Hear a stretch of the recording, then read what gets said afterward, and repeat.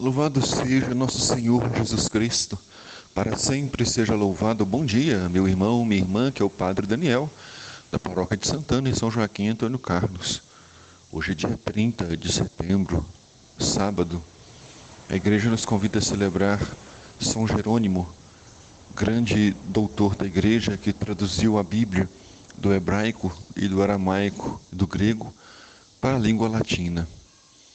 A igreja também nos chama à meditação acerca do Evangelho de São Lucas, no capítulo 9, versículos de 43 a 45. Naquele tempo, todos estavam admirados com todas as coisas que Jesus fazia. Jesus fazia coisas simples e humildes, por cada um olhar, um aperto de mão, uma palavra amiga. Jesus também realizava milagres diante dos discípulos, diante da multidão. Esse jeito de Jesus, de ser amigo, de ser próximo, tocava a todos, cativava a todos. E aí a multidão ficava admirada com Jesus, sem saber o que estava acontecendo, de onde era aquele homem, para onde ia aquele homem. Não é ele o filho do carpinteiro? Sua mãe não se chama Maria? Seus parentes não moram entre eles? Ficavam então questionando sobre Jesus, admirados sobre o Mestre Jesus. Mesmo nós hoje, 2000 anos depois, conhecemos Jesus, amamos o Mestre, mas nós nunca vamos possuir Jesus. Nós nunca vamos entendê-lo completamente, porque ele é um mistério.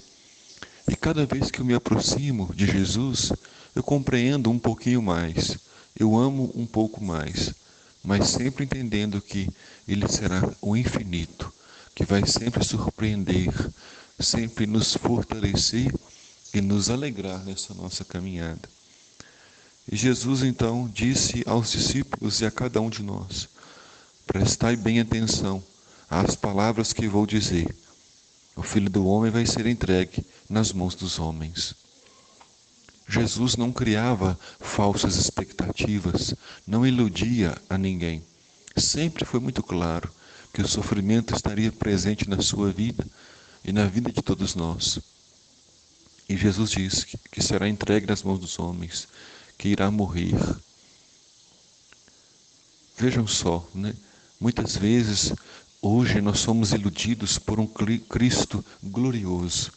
Um Cristo que só faz milagres, que só abençoa, um Cristo que só ilude. Mas muitas vezes nos esquecemos que não existe Jesus sem a cruz. A cruz sempre está presente na vida de todos nós.